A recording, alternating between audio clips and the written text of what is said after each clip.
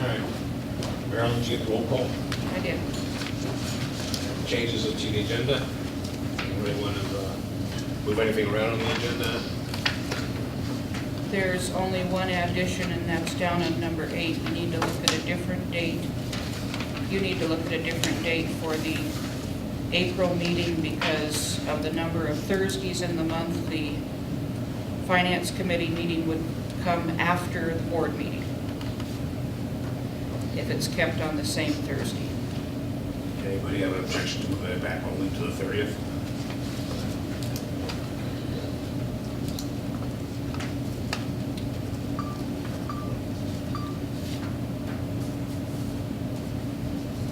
April 30th. Scott, you have to get back to your calendar at work. Yeah, I think it's fine. Yeah, I will be gone that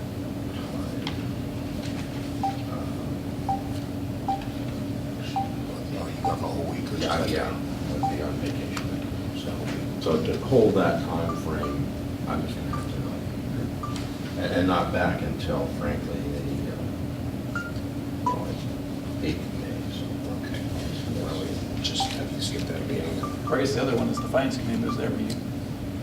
The Finance Committee moves their meeting. Well, it says that they have a hard time getting the materials done timely for. Oh, get it back. For us to get materials done, to go back to the 20, No, for the finance committee. correct, for the finance. They can get, I understand they're meeting as late as they meet because that's the earliest they can get a full packet, get reconciled. Books for the prior month, closed books, that writing time. Okay. So why don't we take the 30th, and Scott, if you have a problem with it, then maybe we'll revisit that. But I'll just in advance ask for it to be excused.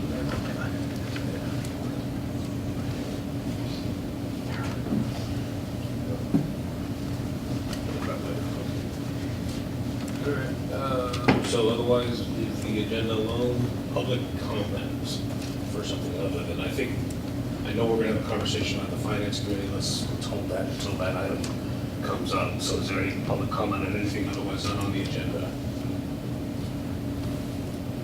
Wait for the public. Any other? Okay. Manager reports. These are Jason.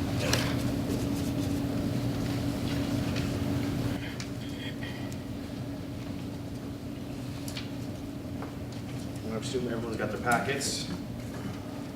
It's been a busy month, as you can see by the packet. We've been door knocking, social media, outbound calling. A lot of the stuff is in here that we're giving out to the public. We've had pretty good, outbound calling's gone really well. Door knocking, we're actually door tagging, not making a lot of customer contact. From what I know right now, we've knocked about 800 doors. We've gotten 2 confirmed sales. It's spring break. It'll hopefully pick up next week. Last month, closing numbers were actually really good. We added 53 data customers, 12 phone customers, and we lost 6 cable customers for a net gain of 59 in sales, which is great for February. Really good month. If you look, like I said, if you look at your packet, you'll see some of the things we're getting out there. The new triple play bundle, we're getting a lot of calls on that. We actually got 2 charter customers in the last 2 weeks came over from us to us from charter, specifically for that package. Feedback's been positive on the new boxes. I don't know, you guys got to see those, right? They demoed those, I think. It was been a while, but. And that's it. Any questions? So your outbound calls, what do you typically, how's that work? Just gonna. Okay, we're targeting, I've got 2 groups. I've got cable only. Chose that group because internet should be a slam dunk to those customers. I mean, honestly. That being said, I also targeted cable and phone only customers. That should be another slam dunk. I mean, I'm thinking at least 30% of those people have to, going to take data at some point, or they have Quest or whatever. But yeah, those have gone really well. The first one, the list of 30, we've gotten 6 sales. And a lot of people saying, oh, we'll call back, or we've upgraded their current packages. It's also a good way for us to call a customer and say, hey, do you have any issues? Is there any problems with service now? Anything we can do better? the CSRs kind of have a hard time doing it, but after they're done, I realized, oh, it wasn't that bad at all. No yelling and screaming. Customers have been really good about it. Appreciate the call, and nothing bad so far. So, anything else? What's behind the 59 big bump in sales? Actually, it's just focus. It was kind of a chaotic few months. We really got together, focused with the plan. PJ's guys, they got River Place kind of taken care of. We were able to bump the schedule so we could do more installs in a day. That helped a lot. So we went from, and I'm not talking Puerto Rico, so the 24-hour ones, I'm talking the hard installs we have to roll out on. We went from, I think we were doing a full and 4 ads.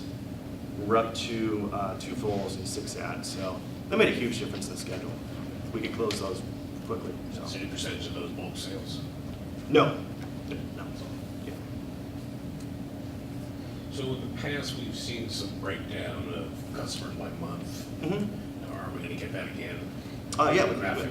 Yeah, I get that done. Yeah. As compared to last year, as compared yearly, or Yeah, 12-month periods. Okay, yeah. Periods. That's pretty easy. Let's clarify if we could, do you want that part as part of the financial report or separate or in addition with the sales report? Whoever's better able to present the information, actually. Okay. You want it broken down by service too? Yeah. Okay. That's easier. All right. Yep. Services, say, and also against projections. Right, yeah, but match that versus the projections that are laid out. Okay. Kind of see how that's going to process. Anything else? Yeah, and it just spots things like, wow, look at that, and then that darn cable again. Yeah, and the letters went out for the cable increase. I can't say that had a lot to do with it. It just, It's just there. yeah. Weather's getting nicer, spring break. I mean, there's a lot of, I shouldn't say excuses, but we don't make a ton of money off cable. I'm not sweating that at all. The 53 data is what's really, and actually the 12 phone is surprising. So. I have to say, I do get confused, and this is probably not your area, but I don't know how our costs are allocated, what we do make and what we don't make. We've had reports over the years that say cable is a losing service, and we've seen because we have losers. I don't know that I've seen good breakdown of costs to show one way or another what that means. Data, help me out, financial guys. Well, I can give you a point of reference for fiscal year 2014, okay, prior fiscal year. Cable generated $1.6 million in revenue with a resulting gross margin of $576,000. So on average, we're generating about a 33.5% gross margin on services, which is admittedly less than the company generates on data and voice services.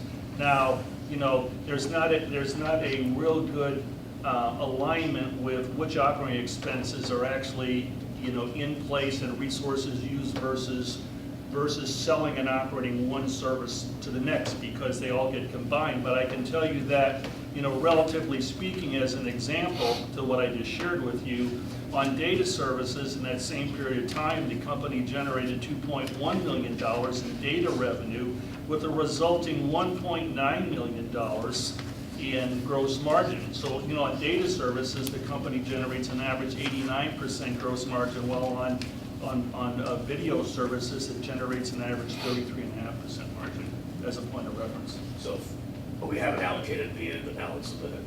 Well, no, I mean, we've gone through some exercises in that, but, a lot of the operating expense is fixed in its nature. It's not variable, and so when you sit down and start parsing it between the services, labor force and other resources are in place to, more universally service the ability to market and sell all of the services, as well as install and support them. So at the end of the day, today, we don't really know what service, whether there's an incremental revenue or an incremental cost for every customer we add in cable, based on not having allocated our costs. Well, yeah, we do know the cost, but when they go out to do an install, it may not be an install on one day just for video, and then on the next day just for data, because in a lot of cases, the customers are buying more than one service. you do split the trail on what you're talking about. Well, maybe that's what the finance committee will help us with. That's Yeah. what the finance We committee can has take that been discussion given elsewhere. the granular detail of what an individual item generates for profit and its true expenses. Would that not be correct? Yeah, I mean, the services are not really discrete service lines like you might find in other companies where they may have product A, B, and C who have no interrelationship. There's only one general manager and he's full-time, so how do you allocate it? I get that. Okay. I think at some point it's important to the discussion to know that information because we're going to have a conversation someday about the continuation of cable service. And certainly true, but I want the full board to be aware that the granular detail that David is specifically referring to has been provided to the finance committee, item by item. So a given package, how much does it make us in cable? But it's by far, cable's not the moneymaker. Well, at some point it'd be nice to get that greater detail. I think Actually, for a good mental rule of thumb on cable is right now with the price increase, I think we're at 11.59 What's that? margin Gross margin? on cable TV. Now, that will vary by package, but Anything else? And I was looking through all of Yeah. this as you were on your initial, on the front end of your discussion, but certainly these numbers are good. They're ahead of projected growth for February, except for the cable piece. Right. And I guess what I'm hoping there might be some assurance that, or I guess I would ask you this, what are our chances of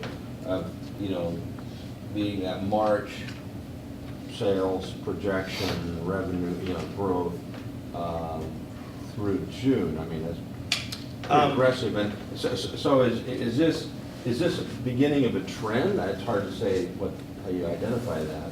We've been, like I said, this month we've been really aggressive. The thing is, I'd like to, but I can't predict when results will hit. I mean, it's up to the customer. This month, especially with spring break, it's been slow. Yeah. But I think next month, I think we'd see it pick up again. Like I said, we're doing a lot. We're really involved in the community, calling people, social media. There's been a lot going on. And a lot of positive buzz. And if that buzz leads to customers, that's what we're hoping for. So. I hope that buzz doesn't become sort of background noise, over time. I mean, it's good that you've done what you've done. I'm looking out, and we get to April, we're talking about, 75 new data, building on the 90 new ones prior. Yeah. So We're targeting data, obviously, right now. Like I said, those phone calls are going well. The door knocking, pretty much any new sale we've gotten from the door knocking or outbound calling is a data customer. So, Now, are we and I don't remember whether I read it or whether when you mentioned it, but is part of that targeting the sort of the dark? yeah, we're knocking, the doors we're knocking, I think there's about 2,000. It's customers who currently don't have service or have never had service. So darks and nevers. So that's what we're targeting. So, The dark would be good because we're wired to them. No, darks, yeah, we're wired to them, yeah, it's simply, So that'd be a simpler. yeah. If we get those, essentially, data, I've had it before, it's a phone call and they're active the same day. Yeah. So that's huge to them. So, Thank you. Jason, would you share with the board your comments to me about the CSR group working as a team they hadn't been doing the last 60 days or thereabouts? Yeah, I was gone for a while, obviously, and I came back, and since I've gotten back, the CSRs, not due to me, but CSRs as a group have really pulled together. I see a lot of teamwork from them. They're doing an amazing job, and considering 75% of the staff is new, they're excited, they're aggressive, they're, they love the job, and that's good to see. I was in the grocery store Sunday with my wife, who got all the attention, but a lady stopped me and she said, every time I go in there, they stand up and greet me. It makes me feel like the greatest person on earth. And that, I send it out to staff that, you know, we've gotten a lot of compliments lately, and that's what I'm striving for. People want to come to MINET, you know. It's not like, oh, I gotta go there. I want them to come there and be happy with the experience. And the CSR group is doing a great job. Happy, smiling, almost giddy, Don, wouldn't you say? Well, sure. The reason why I wanted him to bring this up in specific response is that earlier Jason mentioned that there is a focus, and Jason and I have spent some significant amount of time determining what are the proper responsibilities for the individuals that we have on staff based on our certain talents. And Jason, I compliment him for doing a very good job in assigning those tasks appropriately based on talents. And when you're utilizing the people's talents, what we're seeing is that they're working together as a team as a result of being able to perform within their talent matrix. So I compliment Jason for it. John, you know, we are cautiously optimistic that we can retain the trend on data because of our focuses there, because of our CSR team, because the people out in the field are focused on driving that. It's the product that no one can truly compete with us with. But one of the things that we're facing coming in is the students are leaving the pool again, and we're going to feel that effect. But at this juncture, and in April when we present the full recast budget along with the full marketing package, you'll have hard numbers to measure our conservative, hopefully our conservative expectations against. But we remain optimistic that we can hold this trend at this point in time. The only other thing I would like to add to Jason's report is that we are focusing very deliberately on a package which we haven't completed running the numbers on it, to go directly after, focus directly on at CenturyLink customers. And once we have that in place, there'll be we can identify who is a CenturyLink customer, and we will be targeting them both in the field and in phones. The phone and data package? I think that we MINET made a pretty serious faux pas in not educating the public on their right to number portability. That's what's got to be holding the loyalty to CenturyLink. It certainly can't be their guiding product, and all they're doing is reselling dish. So we have a pretty good story to tell them if we can help them understand that they, aren't going to lose their existing CenturyLink customer telephone number by coming to us. Thanks.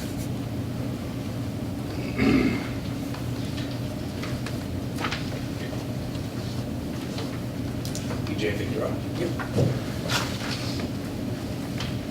Next, Jason. Thank you. Good morning. I've got a few things on my list here, but I'm going to kind of go in reverse order, which I think is maybe least and most important. One I've got is elation, which I think we've kind of talked about before, but there's some challenges of that we continue to kind of face, but making workarounds where we can to make that feel for us. I have a note in here regarding illness. We had, I think it was on Friday, that everything was fine, and Monday, 3 of the 5 of our guys came in and were just hit with it. And in fact, Eddie, our lead field technician, was out for about a week and a half with walking pneumonia. So if anybody knows Eddie, I think in the time that I worked with him, he's all been sick like one time. He doesn't do it often. So that's kind of been impactful in the last couple of weeks. I think I kind of got hit with it last night, actually. Central School District, the Student Health Center, Jason and I actually just went over yesterday morning and met with them regarding getting services in there. We've got fiber already hung and ready to bring into that building to get them connected up to the ring. I think they're going to do at least data and Phones. There's 2 businesses actually there. Yeah, 2 separate ones. You're talking about the health clinic. Yeah, kitty corner from the high school, yeah, yep. So we got that in progress, and then the big one is River Place. I'm really happy with where River Place is at right now. We are ahead of schedule as far as their occupancy goes. We've got, I think it's a total of 3 buildings right now that are fully pretty much active and ready to go, that they haven't started moving residents into. The biggest challenge that we've faced at River Place has been, how do I explain this? They've got 12 unit buildings and they've got fiber drop home runs to every single unit in that building. And what we found is there's probably about 1/3 of the fiber that they pull in is damaged. So what happens is we end up going back in there, we light it all up, and that's the point that you can find out that there's damage to the fiber once we attempt to get the ONT lit up. And then we end up having to go back and they re-pull fiber and we've got to re-splice. But, you know, understandably their timeline is to immediately come back in and get that fiber fixed, and simultaneously we're trying to do normal install work and stuff at the same time. So that's been a challenge for us, but in the last few weeks we've got it to a point where we're ahead of them, and that project is really looking good right now. So those are the 4 things that I have on my agenda. I'm happy to answer any questions. Did you speak to the Question. FCR bill? Yes, I will. The apartments. Yeah. Is that going to be individual clients, or are we just renting willy-nilly to just the apartments and they're distributing service? You mean like, is it a bulk type of contract? Well, that's what he's asking.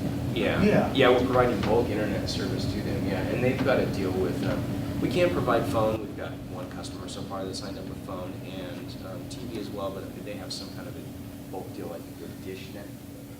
Direct TV, yeah, with their TV service that comes with it.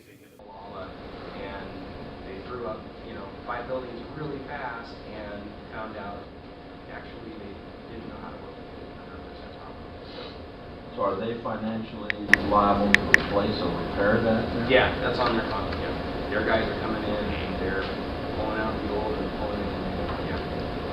Yeah. So the only thing it does for us is slow down. That's it. Any Yeah. of it. And it costs our guys. We go through and literally on the side of the apartment, they've got breakout boxes and there's 6 splices here and 6 splices here, and then you're going up into each of the units and you're splicing out the ONT at every one, which is time consuming, but you knock them all out at once. Well, the more time consuming is to go back once you prepped out that case and put everything in there nicely and pull out 4 of the 12 that are bad, pull that whole mess out and try and identify, which ones those are, cut the splices out and redo it all. It's 4 times more time consuming than it is when you just do it in the first place. So that's kind of the challenge. And our people are the ones that are identifying what is damaged and what is not. Yeah, yeah. So they're not saying, well, yeah, because what we try and do is we go through and we try and fire up every ONT in the building and get the data service active, and then we go, well, these 4, we have no life to the ONT, and we take it back to Roger, the contractor, the guy that's in charge of the bill there, and he takes his contract and goes, pull, drops to 3, 4, 8, and 10, and they go re-pull them, and then he sends an email. And they're very quick about it, they'll, in 2 days, they've got all 4 of them re-pulled, and then, we get a notification if they come back out and redo all the work. Which is relevant to actually where PJ began and our staff is out. They'll call and say, we need to come back. Well, we've already scheduled for that day, and for the day, or generally, on calls, how many ads. 3 pulls, 5 ads, 6 ads. So, we're not an entity that has a staff specifically sitting around waiting to do this type of bill. It's not saying we don't want to do this type of thing, but we have to make this fit into our schedule when we're going through this, because we aren't going to not schedule it this way. But I think we found a better working environment, because this has been a repetitious thing. This has been a lot of Yeah, and like I said, and they threw up a lot of buildings very fast and then found us out. Their contractors, we did 1 building, the most recent one we did, there was 1 pad up. Prior to that, it was pretty much a 1/3 pad. So that's a pretty good number. I think they're being more careful with the fiber, and also now that we're ahead of it, as Jason mentioned, we were able to kind of modify our schedule and add more to it rather than having to react to what's happening over there on a day's notice. So anyway, it's in a pretty good place. I will add that, I'm setting right calls from the builders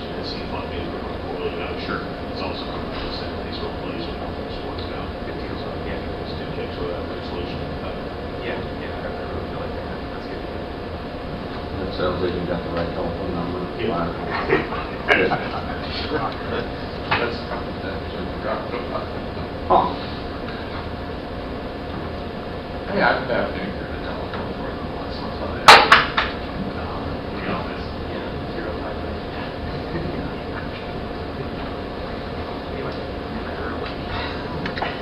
Oops.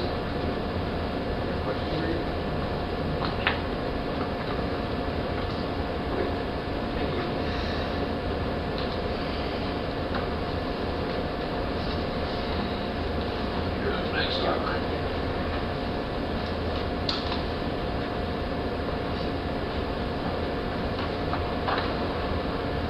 Just two comments for today, and then I'm certainly here for questions as well, but to which you both have staff reports regarding.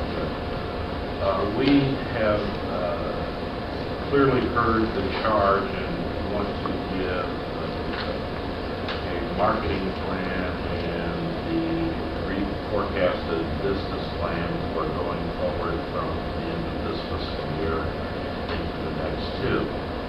2.5, excuse me.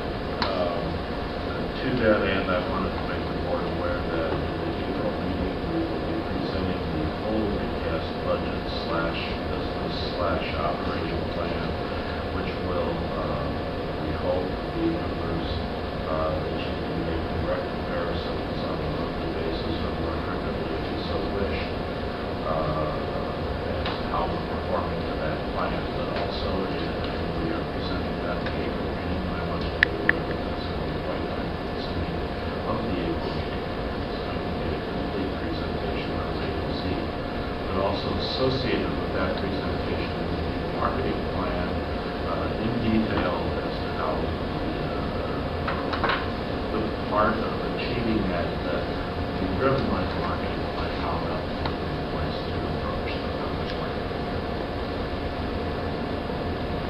We get that materialized once at a time. Yes, we will. Along with all of our presentations during the social.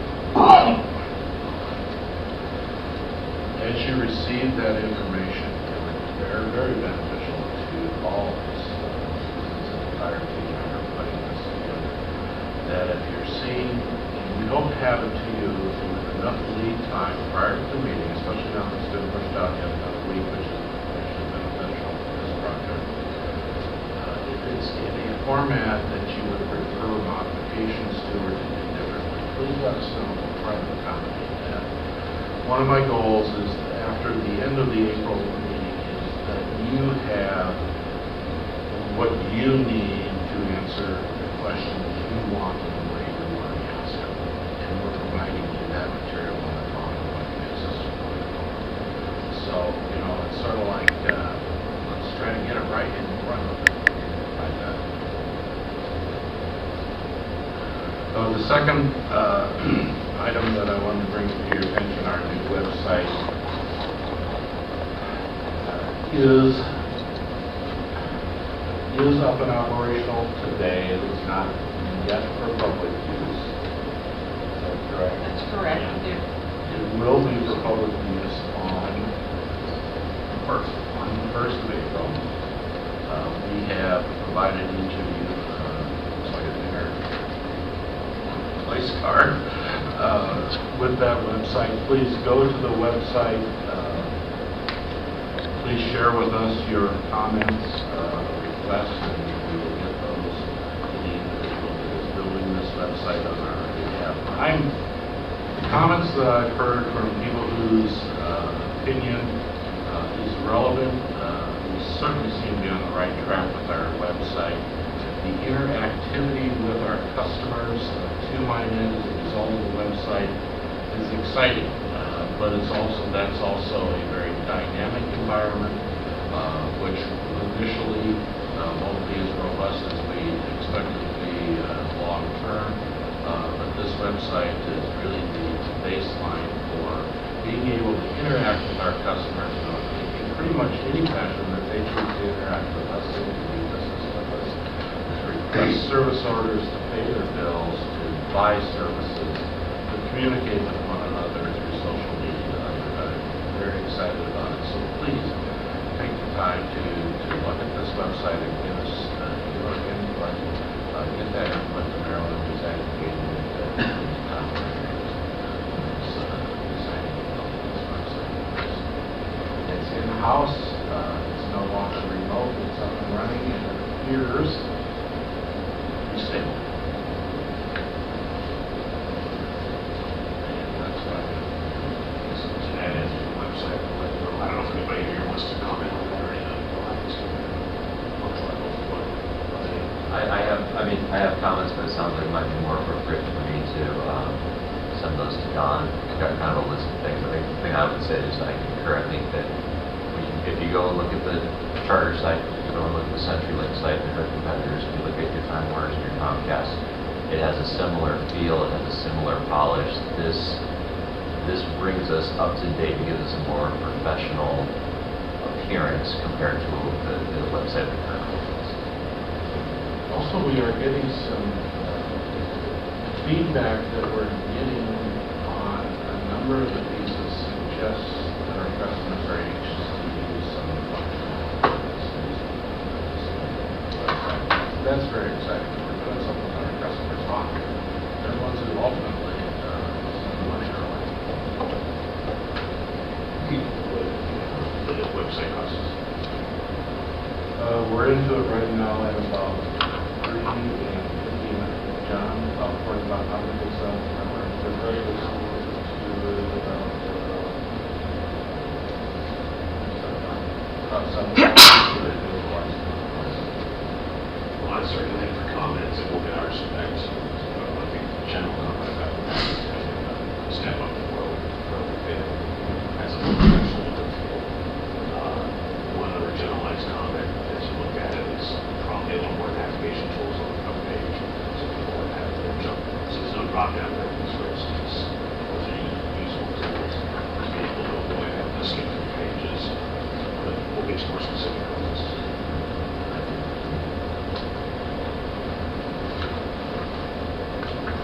I'm obviously the best place to get excused.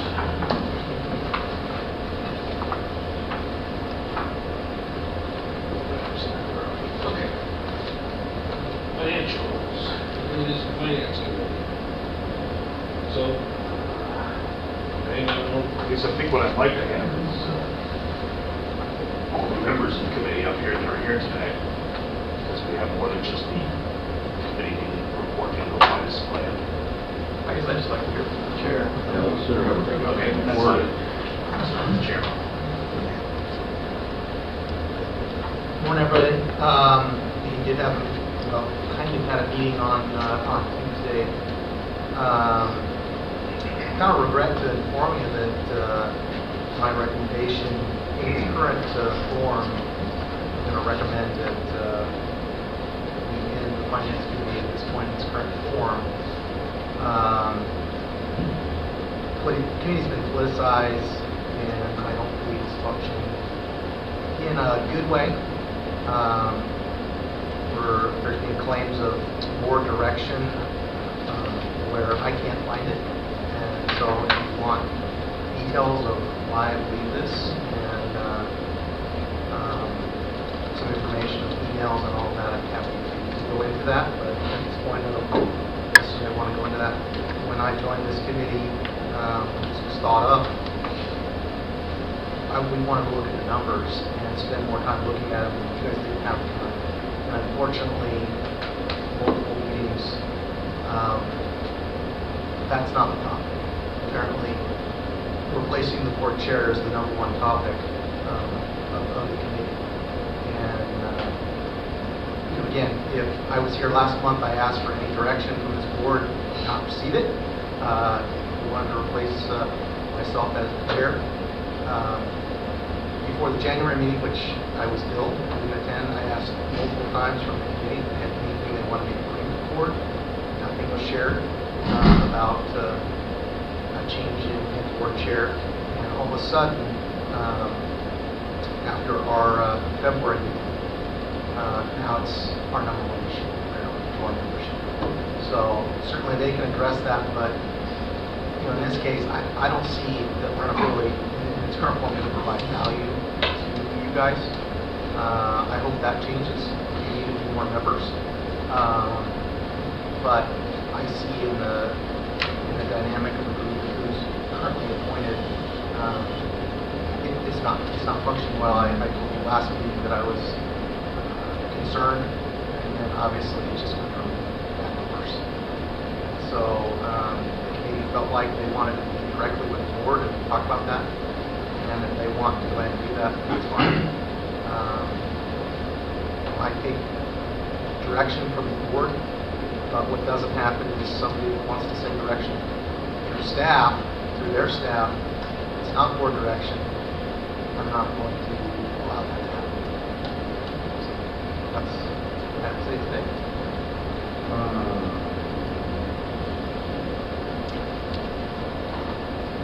I'm just going back to the question for you.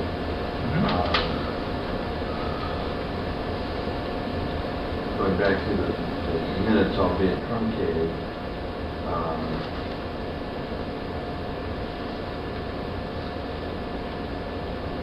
And what it shows here,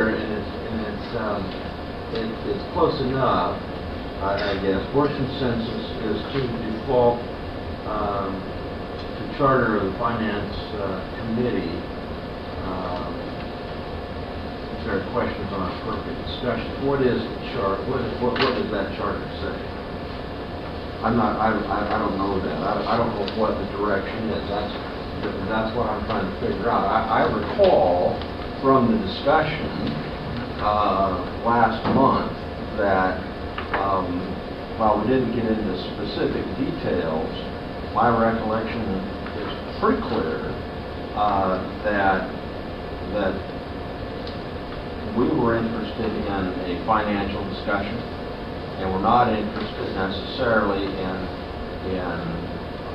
a lot of time being spent on these other global sort of issues. So my recollection is that it was, well, not narrowly to the point where it was very restricted, but the discussion, the information that the board wanted, and I'm new enough still that I'm, that's why I'm asking some of these questions. That we wanted financial information, and if those other topics, the overall picture of MINET, the long-term viability, blah blah blah. If there was time for that, that's fine. But the primary focus was to discuss, financial trends, financial planning, that sort of thing. Now, maybe I derived the wrong thing. If you want to refer to what the charter says, a couple are responsible for a couple of those areas. One, it's a broad charge to the group, so it doesn't limit it in the fashion that you just described. It gives it a lot of specifics, and it says it concludes with an overall goal where you need to go to address the bottom line of the company. Where is it specific? Now, you talked about specifics and ends with a broad brush. Yeah, and it's a very long list of specifics, but it's also says basically, and as it should, I believe, it says the health of the company is foremost. So go where you need to go in conversation to address the health of the company. Secondly, the appointment of the chair. I think that was the issue, one of the issues. In the absence of the board appointing the chair, the group basically makes its own recommendations. So the board, at least out of the minutes where Ellen and I vote, the board never appointed a chair. But I think then, volunteer, thankful to take on that charge. But now, if there is a problem with the chair, then I think that's something that committee needs to address. So that's what the charter says. I guess the only problem that and that's perfectly fine.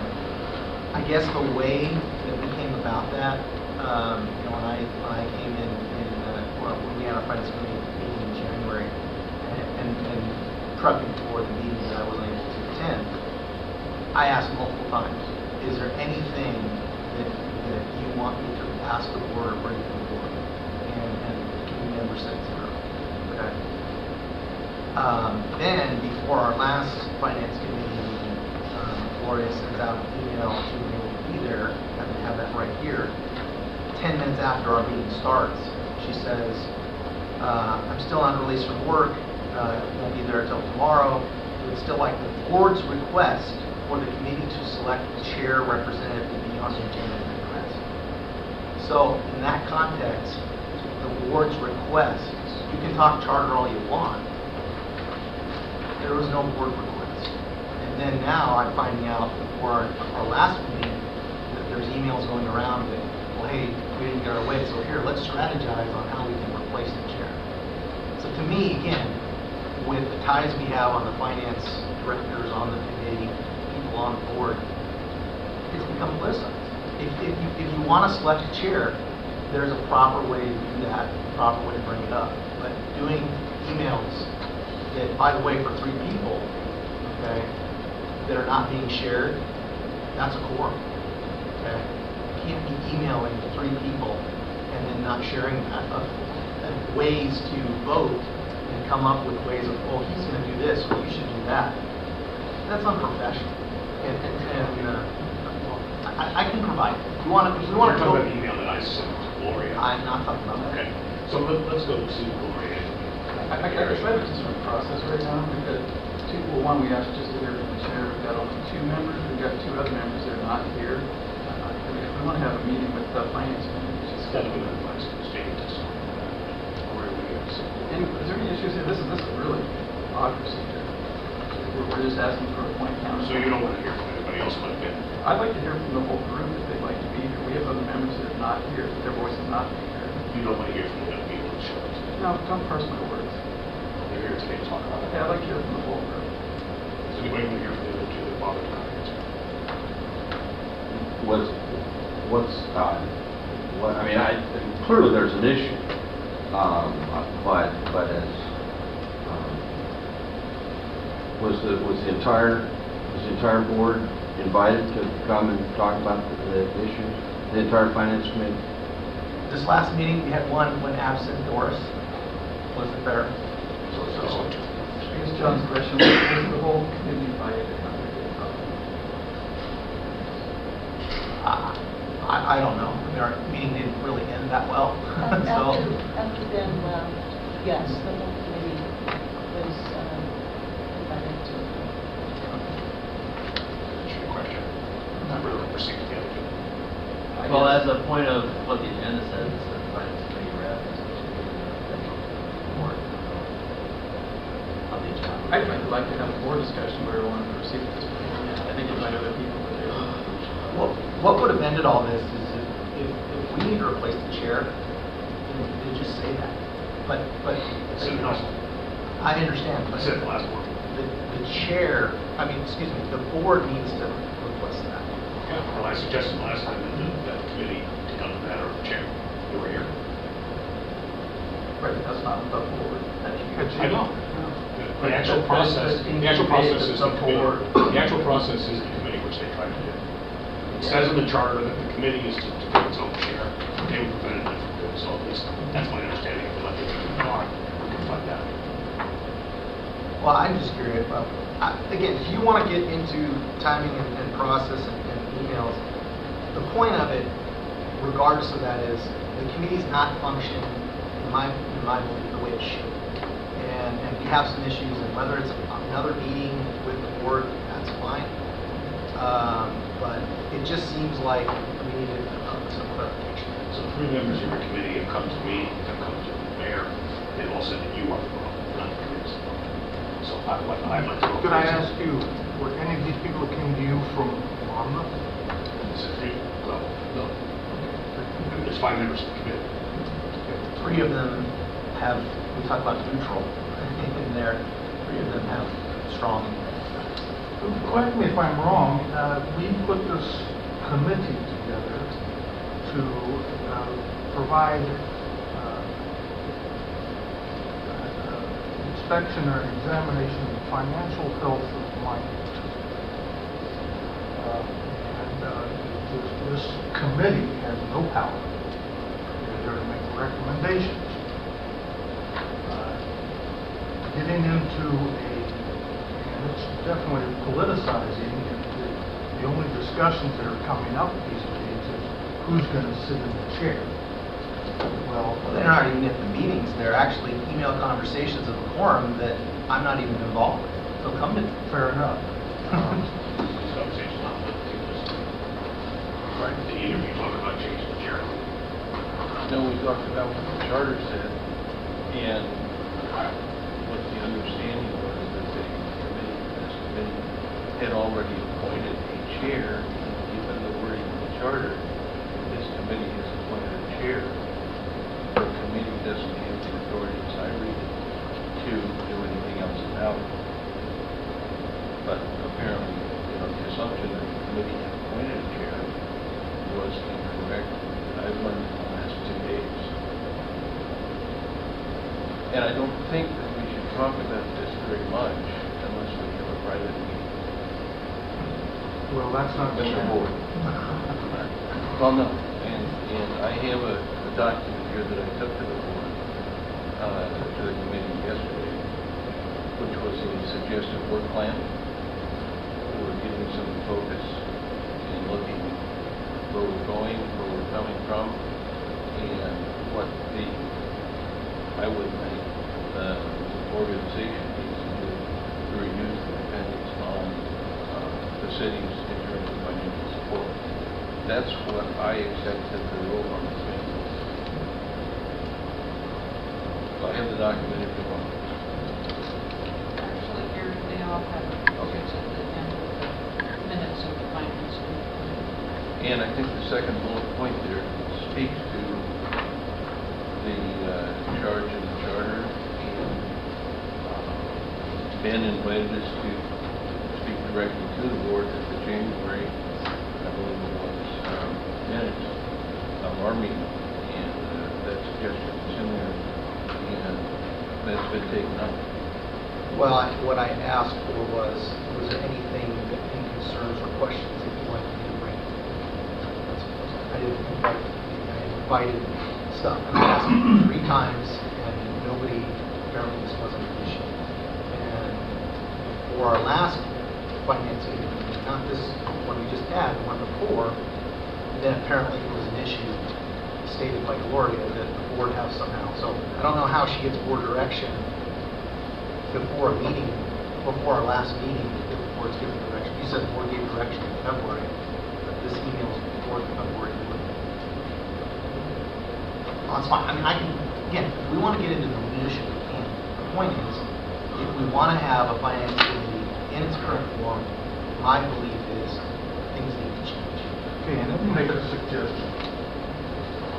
This committee is here to give recommendation to the board. And there can be a majority report and a minority report if there's a disagreement. Okay? And since it is a committee without enforcement, I suggest you rotate the moderator each meeting. No chair, just somebody that runs the meeting. That should make everybody happy because they'll get dibs every 5th or 6th time to control the agenda. But beyond that, I don't need, controlling the agenda, Mark, the office does the agenda. We've asked for feedback from the board before every agenda goes out. Do they have anything to add? Okay, and 10 minutes into our February meeting, after it started, we get the board's requested to do this. So this is the first I'm hearing of this on, this is the 24th of February, is when this email was sent out. So that's the first I'm hearing that the chair needs to change. So,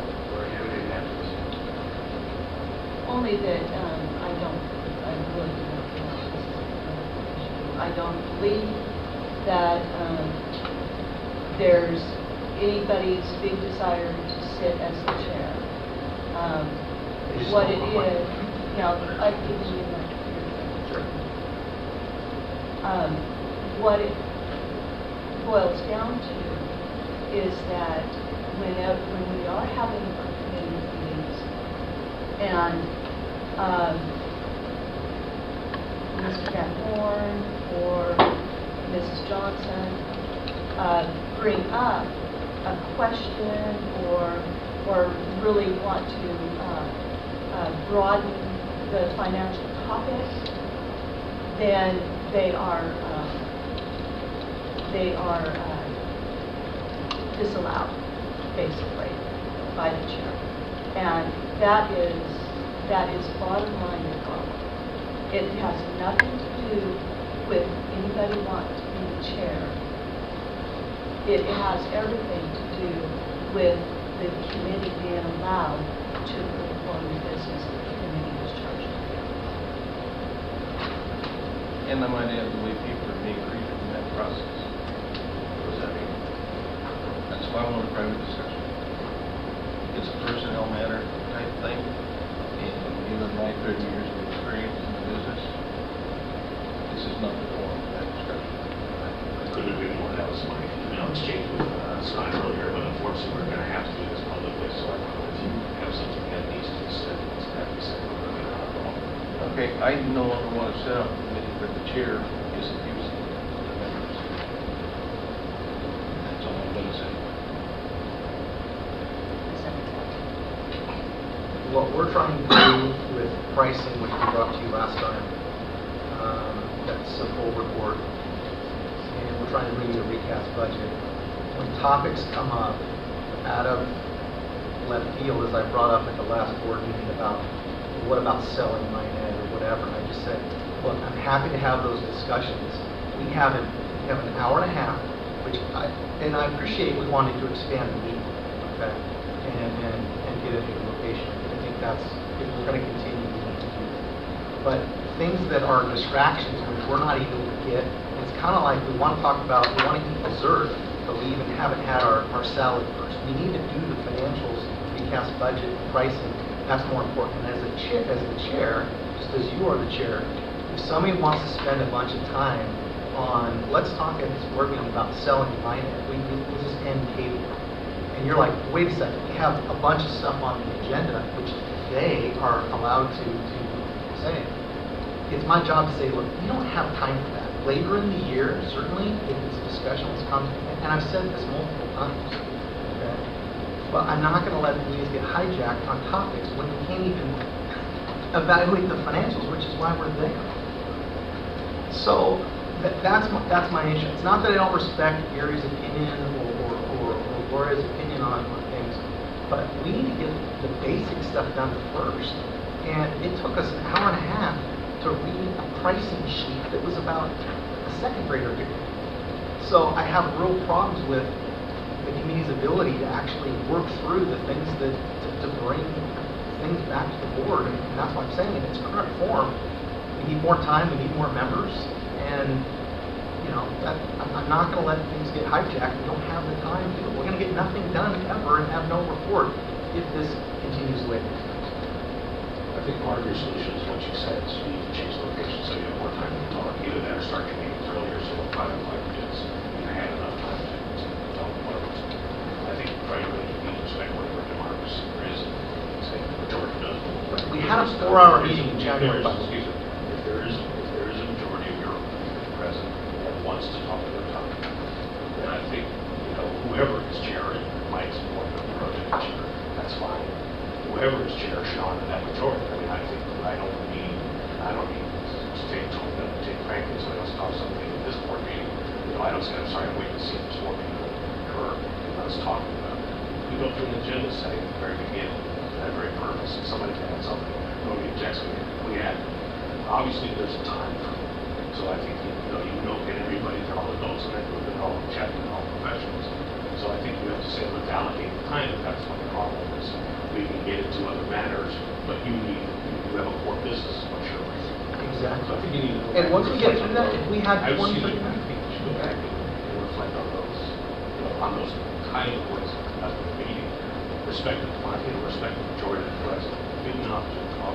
Rotate the chair if that's helpful. Let the court follow the charter, let the board select the chair. One way or another, yes, the business at hand is dealt with, but it's get it done. Let's do it. You're really charged to streamline the process. well, what I don't want to happen is people make recommendations saying that we need to address this because the board says we should. And so to me, if you have something you want to add to the agenda, add it to the agenda. I don't control the agenda, okay? what I'm trying to do is get a certain work product done in the time frame that we have. And in my view, the discussions that are wanting to be had are keeping us from that happening. And so I'm wanting to put it off, because right now, the pricing was very time sensitive, okay? The budget is very time sensitive. So maybe in the next 4 or 5 months, which I said at the meeting, hey, you know what? If the board wants us to discuss this, we'll talk about it. He even said, I'll talk. The last board meeting, he said, I'll talk to Gary about this whole idea of thinking outside the box, which is fine, but now is not the time for that. In my opinion, if the board decides differently and they want to explore that, great. Actually, the committee decides, because that's you operate under the charter. So your charter gives you your framework how to operate, and I think it gives you basically how to operate your meetings. And I'm following the agenda. Majority rules, well, whatever. And I think we have an agenda, like we have an agenda, we open our meeting, second item down here is approval of the agenda. This agenda needs to be changed at that time, it can be changed at that time. And that offering is made at every meeting, without exception, as well as when I send the agenda out in advance, all of the finance committee members have the opportunity to provide input into the agenda. To date, there has been no input provided or agenda changes by any finance committee. Chair Glenn's working good for the I still think that the core problem is that when one of the committee members offers an addition to the current discussion, asking for more information or asking a detailed question, then that is when they are stopped, cut off, and not allowed to continue that form.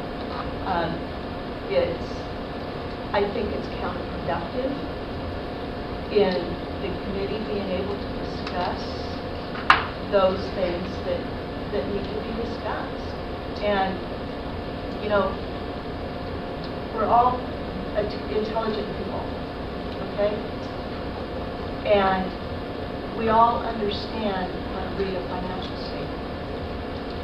So the questions are pointed to wanting certain information or to delve into something in more detail.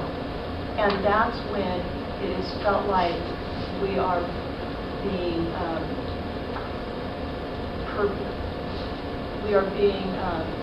disallowed to continue. It's cut off, we're made to feel like everything's inappropriate that we're asking, we're made to feel insignificant, and we feel as though we are just rubber stamping everything. We don't receive the information that we're asking for, except when we go directly to Mark T. and asking for very specific information is very helpful in that way. And do I stop that from ever happening? When you ask, During the meetings, yes. I'm talking about when you actually make requests to Mark for information. Do I say you can't have that information? I'm saying I don't. Exactly. So this idea that I'm blocking. Can you stop this discussion? So this is the board meeting, which is the board issues. The board needs to have a discussion of what we want to do with this meeting. If we want to hash all these things out in some format, that's fine. Special meeting. Let's start the discussion with the input. Yeah, I'd like to hear from the board. Thank you, Mark, thank you. Let's continue the discussion at our level. I guess the question is, where do we go? I guess I think often cancel the finance committee, individuals messed up, or place that fairly started as a mistake. The other one we did have to resurrect somehow with current members. I guess another one is clear the decks and start over with brand new members. I think at a simple level, we need to give them some basic direction on focus. There is a broad chart of focus. And I guess what maybe we need to do is make it very clear that if the board is given direction, we'll know it. There will be a motion by this body. It's just input. I want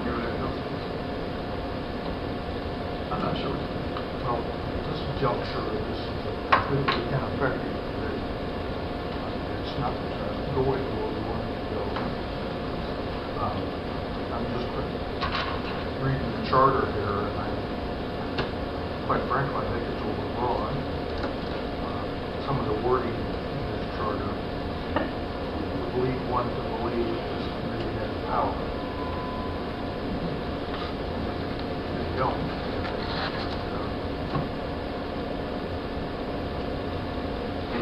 I didn't get a chance to make the board, just spent some time, maybe we can go through this. I mean, I thought it was good. It was just kind of purpose. I think Mark's attempt was to purposely broad one so you could get to things at some point. But the idea was really wasn't focused. Maybe we need to go narrow this whole thing down and be very clear what we're doing. See, that's my sense, that, and I'm reading this for the first time and trying to work my way through it. I'm to, there are 15 primary and several more tertiary objectives or charges. So I think that we need to, I guess I'd like to have some time to drill down on that a little bit. And to your point, David, I think we need to clarify a little bit, how that is to function. Because I'm not sure, I haven't really seen that in there yet, but I think that needs to be in place, to your point.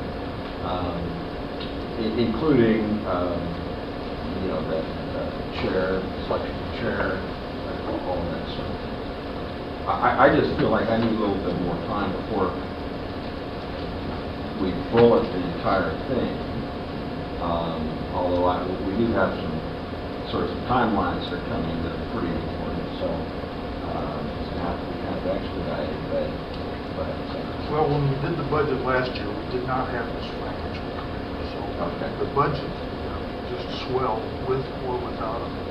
That would be a factual statement. okay.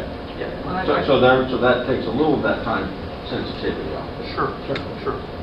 I mean, there's a lot of talent on this committee that can provide input for the budget, but is it absolutely necessary? No.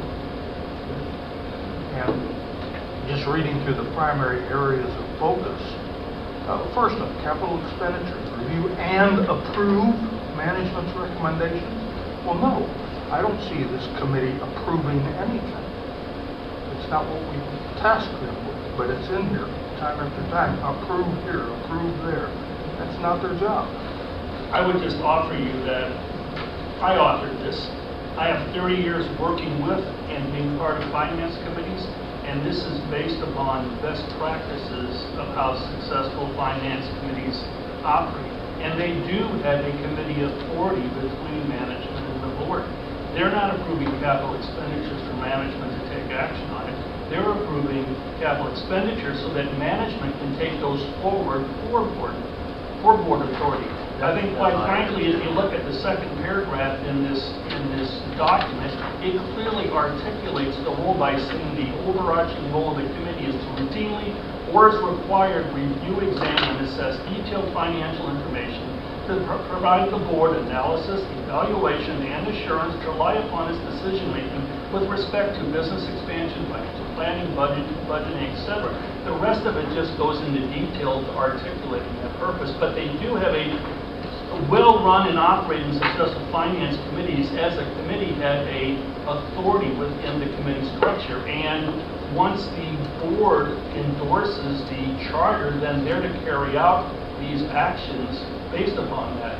And this isn't based upon Mark Tanis's view solely. This is based upon based upon best practices of committee charters that I have served and worked on and have been successful. So you can take whatever actions you like on it, but I'm just telling you that this wasn't just pulled off some bookshelf or anything. I took, for the benefit of MINET as well as the board, the best pieces of committee charters that I worked with, and this, quite frankly, is a pretty good depiction of that. So, Mark, again, if you're going to join the conversation, could you join the table, please?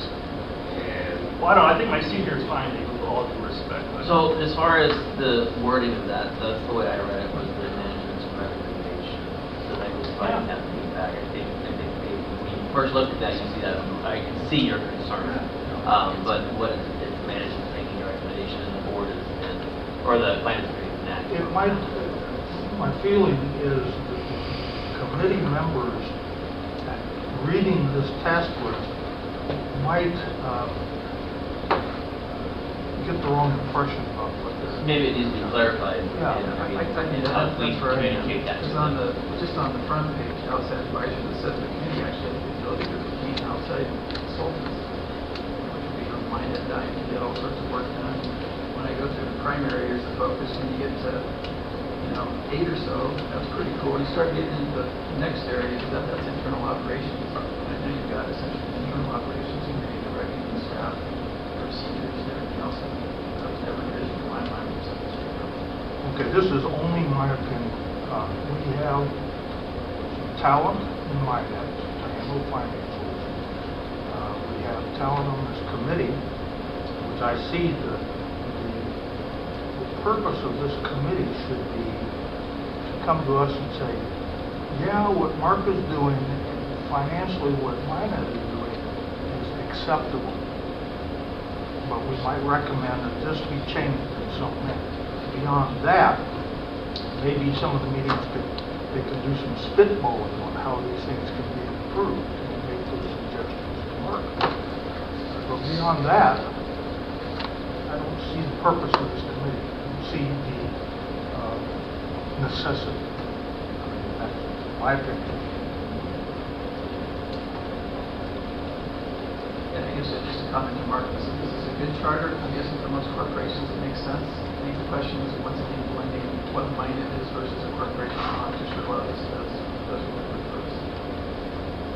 Well, your point's well taken, Scott. I mean, I will tell the board that, since the inception of the committee has never taken the time really to discuss this, interpret this, determine how it's going to operate within this, nor has it taken the time to really formulate, as a committee. You kind of jumped into issues initially, and therefore, you have style differences amongst the members of the committee, as well as amongst members of management and myself who serve the committee. And I think a lot of what, quite frankly, in my opinion, what you're hearing today is the fact that the committee's going through growing pains. And not unlike growing pains I have seen previously in other committees and other boards, et cetera. And so I think, quite frankly,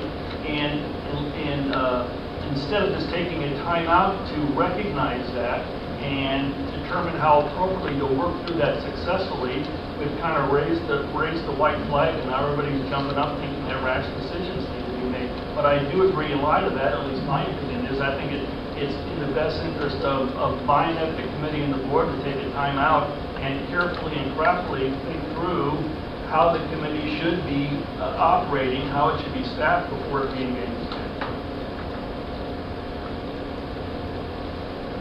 I'll make a motion. What's the motion? That we table this committee's tasks until we can rethink what it is we actually want them to do. Give some definitive instruction to those members. Other than and that's my motion. Before you can speak to the motion, is there a second? I'll second, so. Okay, thank you. The only time that we really did any brainstorming on this at all was at our retreat last spring. And quite frankly, I'm not a financial person. I can do a spreadsheet, but the spreadsheet usually has something to do with sports.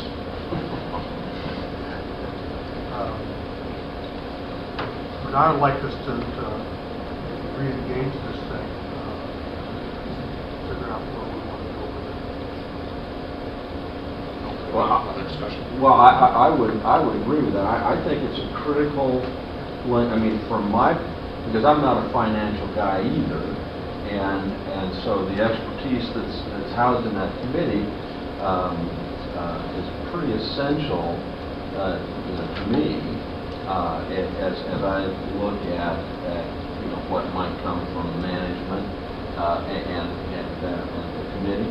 So I think it's essential that it function. The fact that it's not could be growing pains, could be personalities, could be confusion on purpose.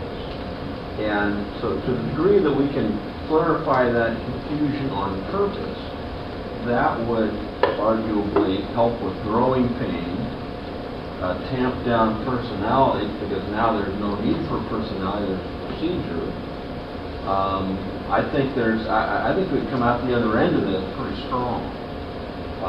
But I'm in agreement that we're in a ditch right now, and we need to get out of it. To understand correctly, you're just saying we should just suspend it. Temporarily. Yeah. No, I haven't seen it over the plans.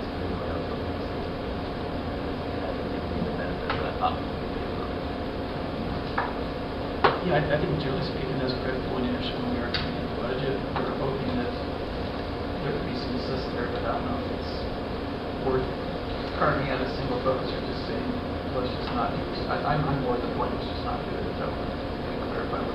Well, we've done budgets every year without this. Anyway, so. I think the purpose of the discussion last spring had to do with the tenuous health of MINET a couple of years ago. I wanted to make sure that the financial house was in order and you have a group of skilled professionals to give us that actual audit, a free audit. That's what we're looking for. We just haven't accomplished it. My comments. I agree with the motion. I think that this is at this point that the committee is obviously dysfunctional. I don't agree that the committee's purpose is not as much, it's not as neat as it was before, as long as we're subsidizing MINET to close to $1 million a year. We need to have a finance committee do its job and do its job well. That said, obviously in this environment, it's not going to be able to accomplish that. I think if we're going to, instead of agreeing to table this, then I think we need to take it upon ourselves to quickly work through this document to get it to be a functional document. I'd like to have a conversation after this motion as to how we do that. So, any other comments on the question? All in favor? Aye. Opposed? Aye. Okay, so it passes. So let's talk about how we're going to address the charter. We want a governance committee. We don't have a governance committee. Now it's a committee of the board. It's the full board in the study session. We turn it over to somebody else to give recommendations to us. There's probably no world of choices here. One way or another, we need to sort of, one, put a deadline on it, and two, undertake the work. I would like to have some time to ruminate on this. I really, quite honestly, other than last spring, I haven't even looked at this stuff. One of the questions might be, when do we, what is our time? When would we like this resolved?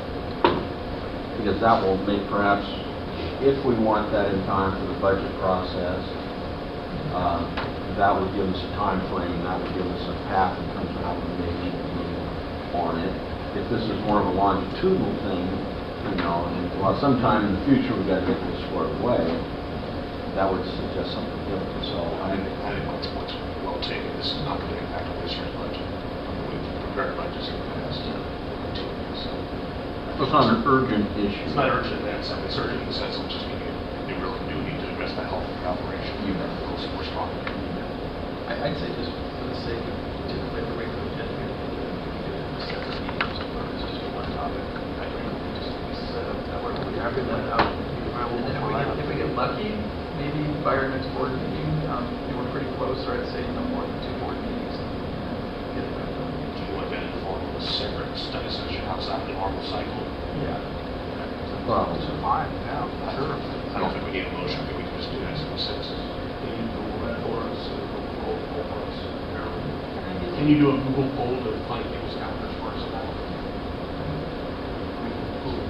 Poll. Okay. Harsh discussion, but I think we're not to a good end. So, Mark, you're up for the CFO. We have your report. Question is Mark's report.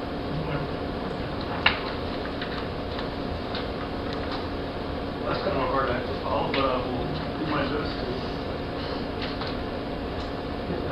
You're good though, Yeah. you're good at this. I've been doing a lot of years.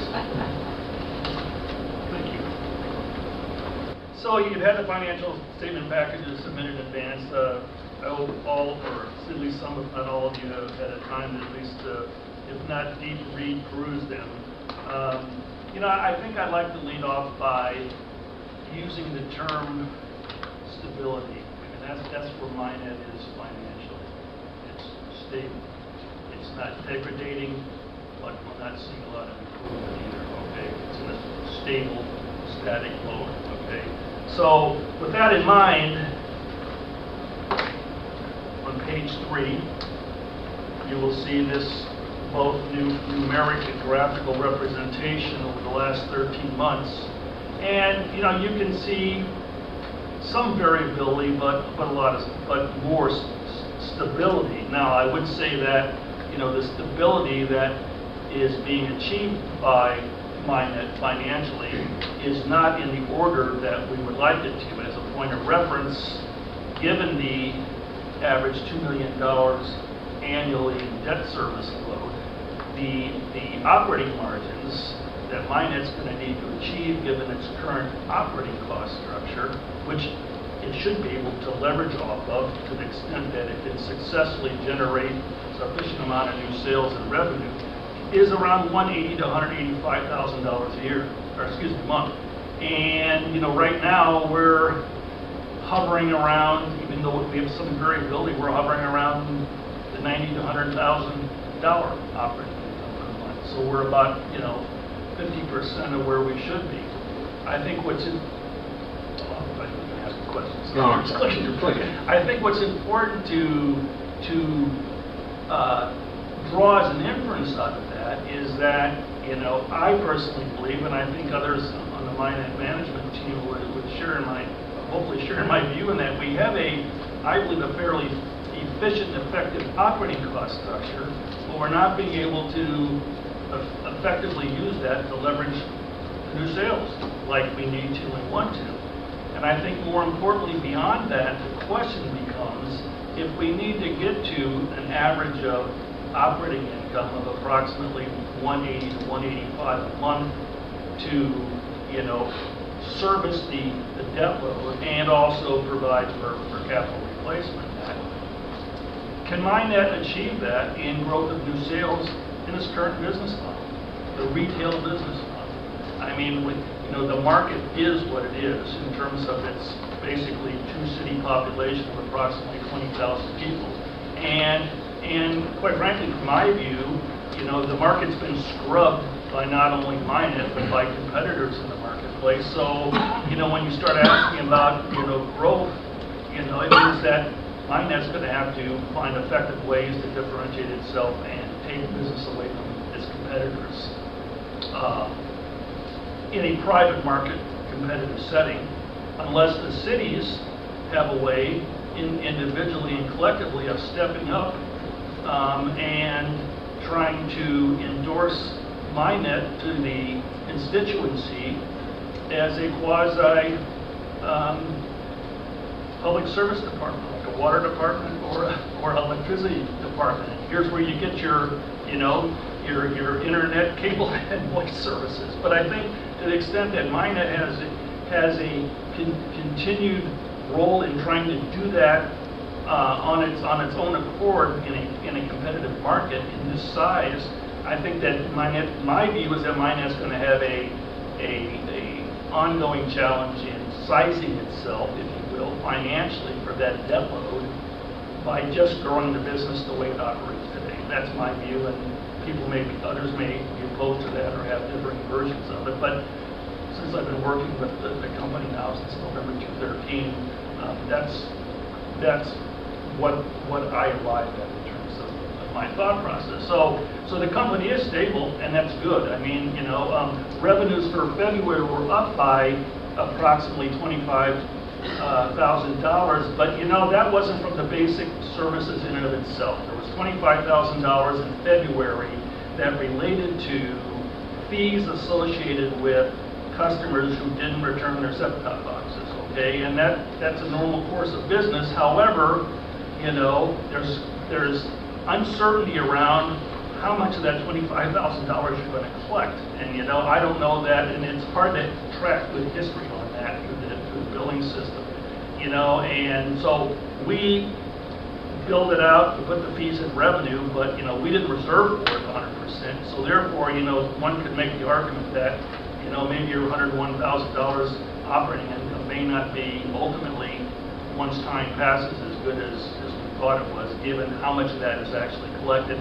With that in mind, we are actually deciding that we're going to take a different approach to this whole aspect of the fees charged to customers for non-return set-top boxes. And we're probably going to, if we don't have scientific data to apply or data to apply in a scientific method, we're going to use good business judgment and start reserving for a certain amount of that, because we don't want to be misleading the company or you or anybody else. But that's why the revenue went up. It didn't go up because of the actual increase in sales or anything else. If you compare the months, the primary difference was that piece of revenue fees.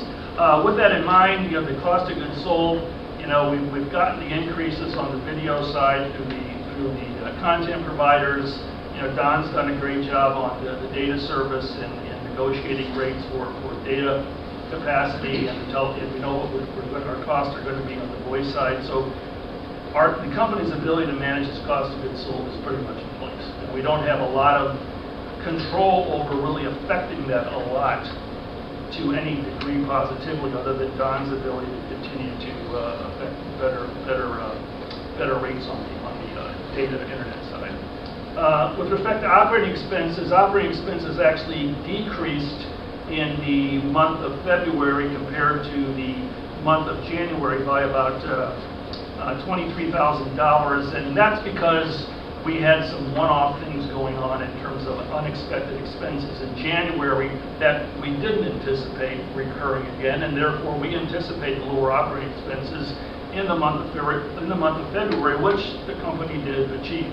And I think that, outside of any other future unexpected expenses for the remainder of the fiscal year, I think we're going to be able to operate the operating cost structure monthly on a pretty stable basis. Now, I will tell you, for example, in the month of March, we either have paid or will be paying $13,000 to settle the storm damage that occurred for MINET's fiber optic infrastructure that was not considered a coverable claim by the insurance company. So, we're going to have some of those one-off unexpected expenses. That's not unusual in the course of any business, but the problem with it is relative to MINET right now is because the tolerance for changes in operating income is so thin on a monthly basis. You can have one operating expense or a couple of them, like any month, still have stability in your business size and revenue, and all of a sudden your operating income drops because of that. So that just reinforces further why MINET's got to find a way to step up to a larger revenue size, not only for debt service, but also just from an operational standpoint, to be able to withstand some of those unexpected and unavoidable expenses that could be easily predicted in advance. So those are my comments financially from an operational standpoint. I'll stop for a moment. If any of you have any questions about any of those comments or anything else, I'll be more than pleased to answer them. Yeah, Mike. Well, we're working with a finite client list. Agreed. Has there been any thought or examination or analysis of expanding our service area?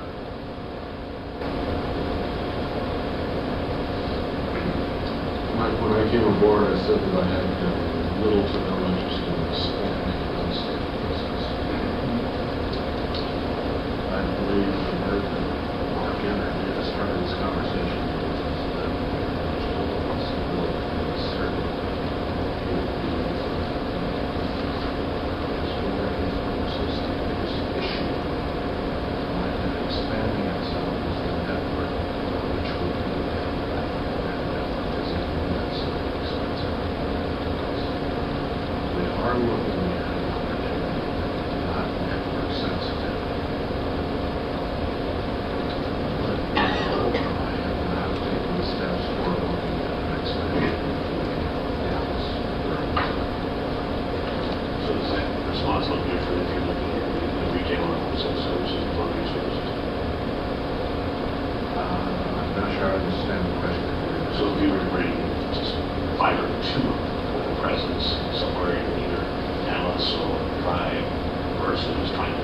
person actually trying to provide customer service, during customer service. I think it's fair to state that when you take a network to an individual entity or business like mine, which has they themselves are garbage or consumer, that can reach your profitability just by building up to that very quickly. When you have to spread that across the board now, and you start to get $100 a month, $30 consumer, it's hard to make that network. So that answers your question. I think so. Whatever you say is there, if you can't, like, a feasible fashion, give to provide all those self-delivering services to like residents. Let's say the tribe, we're not having that conversation. That's like them taking from there. Vague, humongous interest to us doing those types of things. But to overbuild with the average retail consumer, whether it be an average residential consumer, an average business consumer, like Ovenberg or bricks and mortar, those have a long return on their investment. That's why we are today. Return investment in my market. Now, I would say this, that if Dallas could, just using this purely as an example, if Dallas had interest in building a distribution network once we get there, we have a very strong desire and justification to bring our excess capacity over to them so that they don't have to drop $5, $6, $8 million to build a and that would be of interest to them as well, because that would cut their profit. So those are conversations worth having, but the short answer is when I got here, I wasn't going to expand it right now. Good question, Mike, and I think in regards to Don's response, those are the things relative to our longer-term plan and financial modeling that management is looking at. And I think, at least from my point of view, I think it's a must look at because, again, I'm concerned that with the best efforts of the MINET management team in mind, that the retail, if you will, market for these services, given the other competitors in the market right now, that we're going to be able to go from where MINET is operating financially as a company up to the level about where it should be, if not only for debt service purposes, but for the purposes of being a much healthier business financially. And go ahead. One of the questions that I've had since I started paying attention, we've got 7,500 addresses roughly in the two communities that is our finite pool, I think you referenced. 70, okay, just for illustrative purposes. What percentage of those do we need to have to be able to pay our debt and operate the company? And that's a rhetorical question at the moment, but I think that's one that we need to have answered. I agree. Because and your point is we're going to have to chip off other people for the most part away from others. But if we say we've got to have 80% market penetration, we got 50 right now, we got to get to 80%. How do we do that? I mean, that to me reframes the question. And if in the end the decision or the determination is that we're not going to get the 85% or 80% market penetration we need, now what do? Do we make it a utility that is subsidized routinely for the benefit of our citizens? Or are there other options that are out there?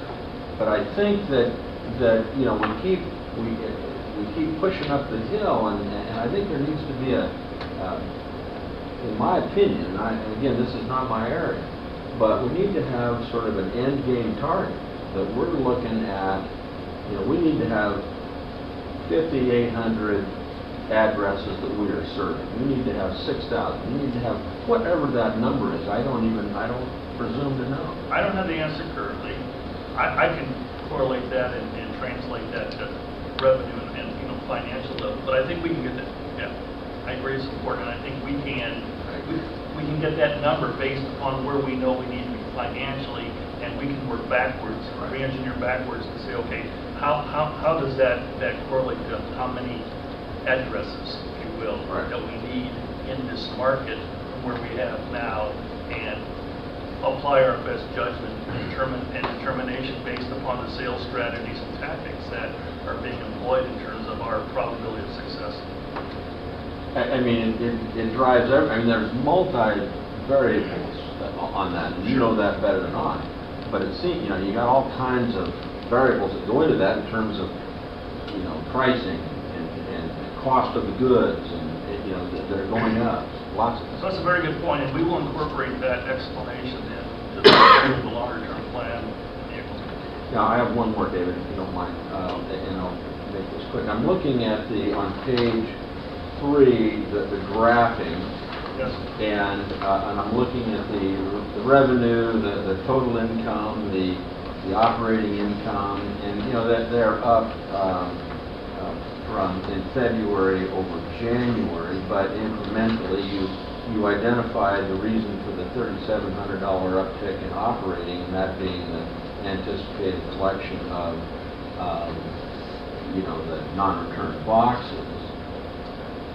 How does that square? I can't square that with a plus 53 on data, new subscribers, plus 12 on phone, with a net gain of 59 services. Yeah, So where's the money? Well, so Jason's talking about new sales that would have been made in the month of February, and those sales can be made. Not reflected. Those sales can be made anywhere across the month, and in a lot of cases, somewhat ratably across the month. And then, really, the first billing for those services on a full month basis would be in the subsequent month of March. Now, and then if a new sale comes in, for example, mid-month, right, in February, then they get billed in March for basically the month of March plus that stub period in February. So that's where you can see it. So we'll look for that next time. Thank you. That's. Any other questions? I have a quick one. Sure. Is there a detail in your report that shows the difference between our monthly recurring charges that we get versus the set-top box charges? Or something that says this is what we expect on a monthly basis to get from our customers building, but then from other activities, reconnects, all that kind of stuff, there's separation. Well, I can tell you that we don't, in the accounting system, I can provide you the breakout of that. I can next time give you a report that where these summarized revenue breaks it down at that granular level. And I don't necessarily need to see, the only difference I'd like to see is what do we get on the billing activity versus what we get on that one-time settlement. Yeah, we can do that, because we have that, the chart of accounts and the way we code and bill out for all the revenue, it's at all those activity levels. So I understand you don't want to see every activity, Yeah. but I get what you want to see in terms of the delineation. What We we can get provide that. in- Yep. Just not a question, but an observation in response really to your point. The question of basically the break-even analysis that you're looking for is one that's come up quite a bit over the course of 7 years. That, from my perspective, is one of the best uses of the finance committee. Is one reason to get them reconstituted, because that is as you say, a nuanced discussion. We can go a lot of different ways, and then on a fuel marketing decisions of this model. So I agree. that's what we think you have right over. Other than that, in terms of financial position, the company's financial position remains stable. You know, you're going to have a few fluctuations every month. You know, the net assets went down this month, but that's not a bad thing. The net assets are going to go down because of depreciation expense recognized every month.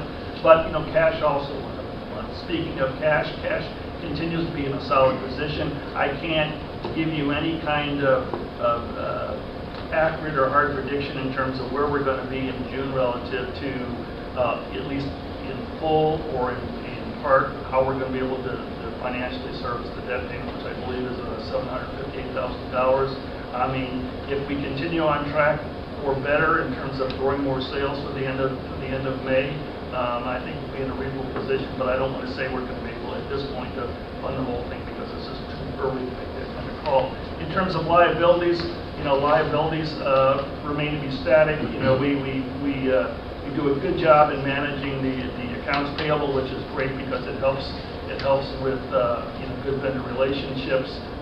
The liabilities continue to grow every month, but quite frankly, the reason they're growing is because we have to accrue interest every month on the debt service, so you can expect that. So I guess what I'm saying about the changes in the financial position, they're just normal recurring changes you would expect out of running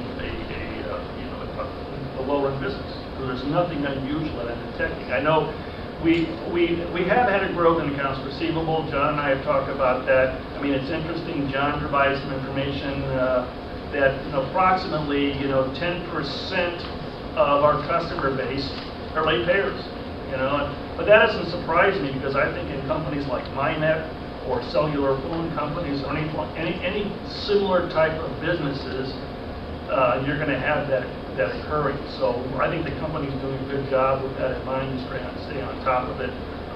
They do have controls and procedures in place to shut off after so many days service if they don't get paid. But we have seen a little bit of growth in accounts receivable, with nothing that's causing major concern at this point in terms of that it's getting out of control. Other than that ends my comments. So Yes, if I recall it, I mean, always a certain real well, but I think you were going to come back here either this meeting or subsequent meeting with basically recast loan documents from the city to MINET. Yes, it is. If Gloria hasn't informed you, I sent those out to you and Gloria earlier this week, Gloria, and as well as I sent it out to you and Mark.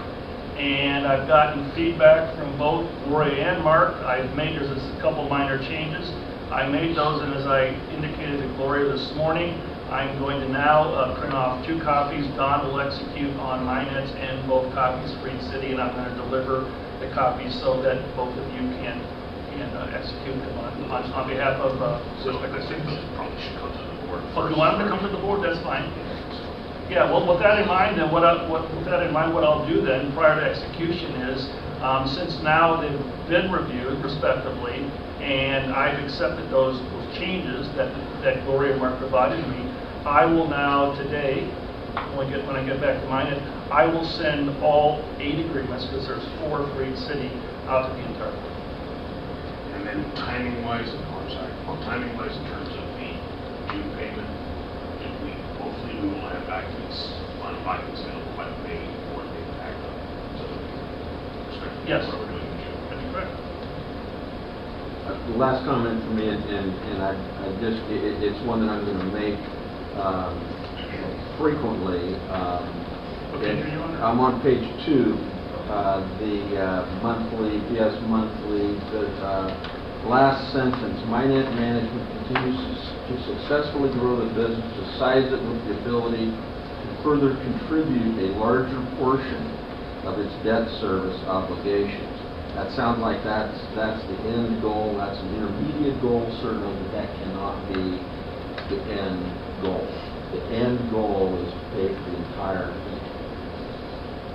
And I've made Yeah, I that don't think comment. there's any questions about that. Well, I know that, but the I appreciate that clarification will be made, Mark, because it's relevant for this board to understand, finance committee to understand, and the public to understand. It is not only contributing to the debt payment, it is covering 100% of its operating costs in addition to It is. the debt payment. well, I actually appreciate that. yeah, it's a mindset. I mean, it's MINET's debt. The city, we're backfilling on that, and understandably, and Yeah. fine. Boys will take it. And I will make sure I change the wording so that there's no question of concern. Well, and I don't, and I will identify that each time that I sense it, and I don't mean to be bitching about it. I'm just simply, we need to change sort of the, if not culture, at least the understanding of what the goal is. That's what he wrote in the birthday card, he said. I fully agree with John on that. I've been a couple times, I'll continue to echo that as well. Well, my birthday's on Sunday, so you can hold off that card. Okay, thank you. Thank you all. Board minutes. Modifications of minutes.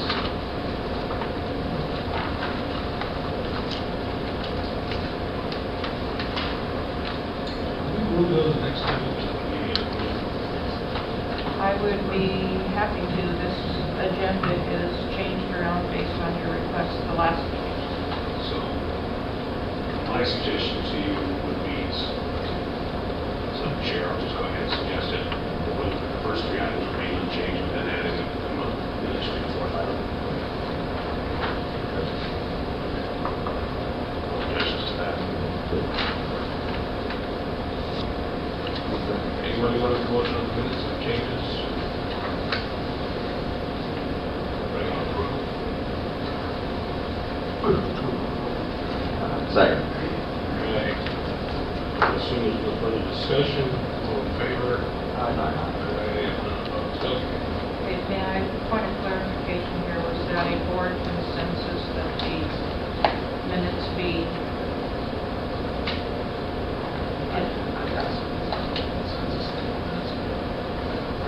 Okay. So it is.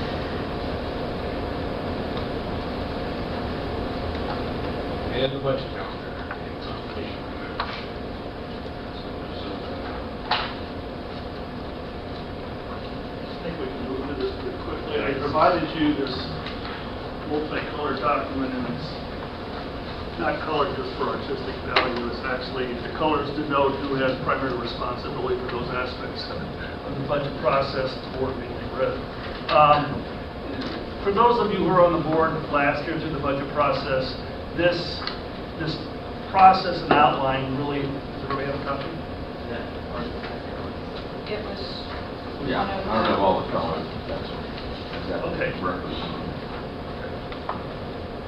At the end of the meeting, I'll be more pleased. So anyway, with that in mind, the process in and of itself and the calendar for the timing of events really hasn't changed much. As you will note, I did add blue lines in there for the Finance Committee. Obviously, after prior discussion today, I will eliminate those for this budget process. But I think the reason I'm giving it this to you today, primarily in terms of action items, is there are two really. The last page, which is the Budget Committee membership page, and Marilyn, correct me if my understanding is wrong, but I don't believe it is. We've highlighted in yellow the two positions that need to be approved as to either be retained, those individuals, for a further term on the Budget Committee, or if the board elects not to continue to desire to have those two individuals, then it needs to recommend and approve replacements. In terms of the other Budget Committee members are still intact through this budget process. I'm going to punish Robin and continue to use her for the independence side of that. she's already agreed to re-up to that. So has John. Should we have a motion to? Yeah, I move that we have adopted the budget committee membership as. Second. Okay, the second action item. sorry, all those in favor? Aye. Opposed? Sorry.